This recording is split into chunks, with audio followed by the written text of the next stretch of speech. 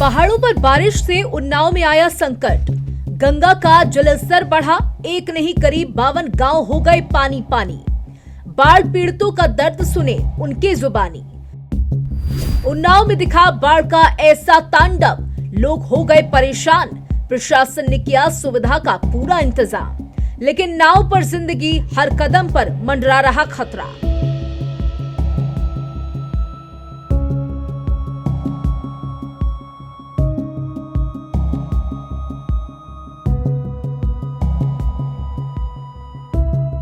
पहाड़ी इलाकों में हुई तेज बारिश का असर अब मैदानी इलाकों में साफ दिखने लगा है। उन्नाव में तो गंगा का जल प्रलय ऐसा हाहाकार मचा रहा है जिसकी तस्वीरें हैरान करने वाली हैं। गंगा खतरे के निशान को पार कर चुकी है और अब कचरी के गांव टापुओं में तब्दील हो चुके हैं। लोग छतों पर पनाह ले रहे हैं, मवेशी बह रहे हैं, खेत खलियान सब पानी में समा चुका है। चारों तरफ चीख पुकार और मदद की गुहार गूंज रही है, जिसकी तस्वीरें आप भी इस वीडियो में देख सकते हैं कि किस कदर चारों ओर सिर्फ पानी ही पानी है। गंगा के उफान ने न सिर्फ जनजीवन तहस नहस कर दिया, बल्कि किसानों ग्रामीणों के माथे पर चिंता की लकीरें खींच दी। दरअसल सदर तहसील सफीपुर, बांगरमऊ और बीघापुर तहसील के गंगा कटरी क्षेत्र पूरी तरह से प्रभावित है। हजारों बीघा फसल पानी में समा चुकी है। सड़कें कटान की चपेट में आकर टूट रही हैं और गांवों का संपर्क टूट चुका है।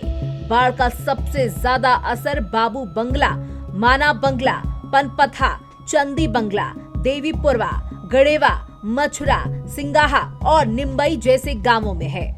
चारों ओर सिर्फ पानी ही पानी नजर आ रहा है। गांव टापू में तब्दील हो चुके हैं। लोगों के घरों में पानी भर गया है और अब उन्हें छतों पर रात गुजारनी पड़ रही है। बच्चों की पढ़ाई ठप है, स्कूल बंद है। नहीं, स्कूल तो नहीं जा पा रहे हैं, पढ़ाई भी अब हमारी हर्जा हो रही है। स्कूल कैसे जाते हो? इसके गांव के बाहर क्या दिक्कतें आ रही, किस तरीके की? बाढ़ के मौसम में स्कूल ही नहीं जा पा रहे हैं और कैसे जाएं तो फिर कैसे भी जाएं, लेकिन कोई छोड़ने वाला भी नहीं है। जाए तो नाव से जाए, लेकिन कोई छोड़ने ही नहीं जाता, तो फिर बाढ़ भी बड़ी है इतनी, तो कैसे जाए। विद्यालय खोल रहे हैं आप लोग? हाँ, विद्यालय खुल रहा है पूरे। बाढ़ का पानी आप लोगों की शिक्षा प्रभावित कर रहा है। हाँ। कोई अधिकारी आता है कभी कोई जांच वाच करने के लिए? नहीं, कोई नहीं आता यहाँ पर। आप लोगों के खाने पीने की किस तरह की व्यवस्थाएं प्रशासन द्वारा की गई है? खाद्य सामग्री, राहत सामग्री मिली? हाँ, मिली थी। कल गए थे लेने, बिलखंडेश्वर मंदिर में मिली थी।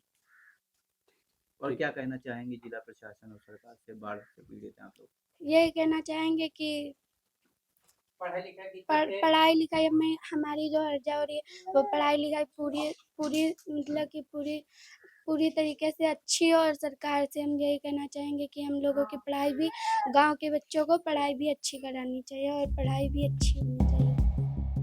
हालात इतने खराब हैं कि बीमार लोगों को अस्पताल तक पहुंचने में 2 से 3 घंटे लग जाते हैं, वो भी तब जब नाव का सहारा मिल सके। प्रशासन ने दावा किया था कि सभी प्रभावित इलाकों में राहत सामग्री पहुंचा दी गई, लेकिन गांव वालों का आरोप है कि उन्हें अभी तक किसी तरह की मदद नहीं मिली। और राशन तो मिल चुका है कल, और बाकी नाव जो है तो हमारी एक ये है, इससे मैं जाती हूँ, लेकिन बच्चे बेर जाते हैं। अब हम लोग तो कोई बात नहीं, छोटे बच्चे तो बेर जाते हैं, उनको कराने नहीं ले जाते हैं। पढ़ाई कैसे चल रही बच्चों की? पढ़ाई अब बच्चे से ही पूछ लो। स्कूल जा रहे हैं कि नहीं जा रहे? नहीं जा रहे। स्कूल नहीं जा रहे? नहीं। लाइट आ रही है गाँव में? नहीं। कोई डॉक्टरों की टीम जांच करने आई आपके यहाँ? नहीं आ रही। कोई टीम नहीं आ रही? नहीं। काफी दिक्कतें हो रही हैं। हाँ जी। कितने दिन हो गए बाढ़ आए गाँव में? 4-5 दिन हो गए। हालांकि जिला प्रशासन का दावा ये भी है कि हर प्रभावित परिवार तक मदद पहुंच रही है। बाढ़ राहत केंद्र खोले गए हैं, लोगों को राशन किट दी जा रही है और मेडिकल टीमें इलाज कर रही हैं। लेकिन हकीकत ये है कि कई गांवों तक प्रशासन की टीमें अभी तक नहीं पहुंच पाई। नाव में इस समय करीब 52 ग्राम पंचायतें प्रभावित हैं, जिसमें करीब 4800 से ज़्यादा व्यक्ति, जिसमें हमारे करीब 250 छोटे बच्चे और करीब 130 करोड़ की महिलाएं और करीब 700 वृद्धजन, ये इतने व्यक्ति हमारे प्रभावित हैं जिनको हमने लाइन लिस्ट किया है। सभी जगह हम लोगों ने ड्राई राशन वितरित जहाँ जहाँ प्रभावित क्षेत्र में वितरित किया है। इसके अलावा जो मेडिकल टीम्स हैं उनके माध्यम से हम लगातार संपर्क भी कर रहे हैं और 9 गर्भवती महिलाओं को शिफ्ट करके उनको CHC में भर्ती भी करवाया है। विस्थापन की अभी कोई समस्या नहीं है। जो पानी का स्तर है वो अभी डेंजर मार्क ना अंकिन घाट पे ना ही शुक्लागंज घाट पे अभी पहुंचा है। उसमें और डाउनवर्ड ट्रेंड हम लोगों को बड़ौदा से और अब से इंफॉर्मेशन के आए हैं। इसके बावजूद भी हम लगातार वहाँ पे अपनी जो टीम है बाढ़ चौकी के माध्यम से और टीम के माध्यम से लगातार फीडबैक ले रहे हैं और प्रत्येक परिवार को हम लोग अटेंड करने की कोशिश कर रहे हैं जिनको किसी भी प्रकार की व्यक्तिगत हो चाहे सामाजिक समस्या। बता दें कि गंगा के बढ़ते जल स्तर ने ग्रामीणों को पूरी तरह से असहाय कर दिया। खेतों में खड़ी फसलें नष्ट हो चुकी हैं। कुछ परिवार राहत शिविरों में शरण ले रहे हैं तो कई अब भी पानी से घिरे हैं। ग्रामीणों का कहना है कि प्रशासन के वादे और दावे सिर्फ कागजों पर हैं। मदद का इंतजार कर रहे गांव वाले खुले आसमान के नीचे भूख और बीमारी से जूझ रहे हैं। प्रशासन दावा कर रहा है कि हर संभव मदद पहुंचाई जा रही है, मगर जमीनी हकीकत कुछ और ही कहानी बयां कर रही है। बाढ़ पीड़ित परिवार आज भी राहत और सुरक्षित जिंदगी की तलाश में है। गंगा का जलस्तर बढ़ने से गाँव की मुसीबतें बढ़ गई हैं। लगातार गाँव में गंगा का जलस्तर बढ़ता जा रहा है। लोगों ने पलायन करना शुरू कर दिया है। हम इसमें मौजूद है उन्नाव के परियर के बंगला गांव में। नाम तो इसको बंगला कहा जाता है पर बंगला ऐसे यहाँ कुछ नहीं नजर आएगा। हमने कैमरामैन से कहेंगे दिखाने का प्रयास करेगा। चारों तरफ देख सकते हैं कि चारों तरफ फसली फसल है जो पूरी तरह बारिश में जो बाढ़ के पानी में डूब चुकी है। लोगों ने यहाँ से पलायन करना शुरू कर दिया है।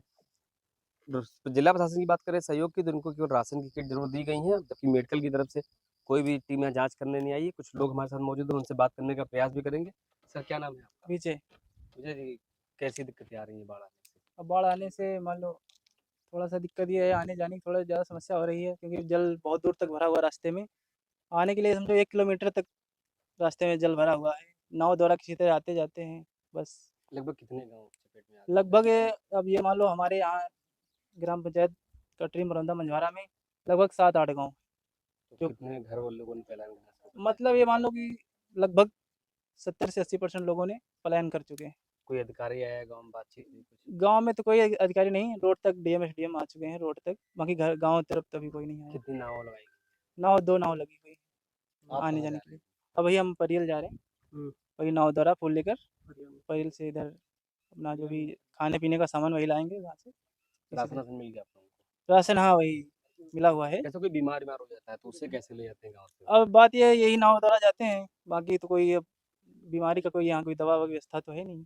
बाकी जैसे कोई है आती नाव से ही पहुँचाते वहाँ से परियल परियल भी अभी ठोर नाव इसी तरह जाती है। कुल मिला के एक ही निष्कर्ष निकलता है कि जो ग्रामीणों की जिंदगी है वो नाव के भरोसे ही सिमट के रह गई। जेएमडी न्यूज़ के लिए कृष्णा तिवारी।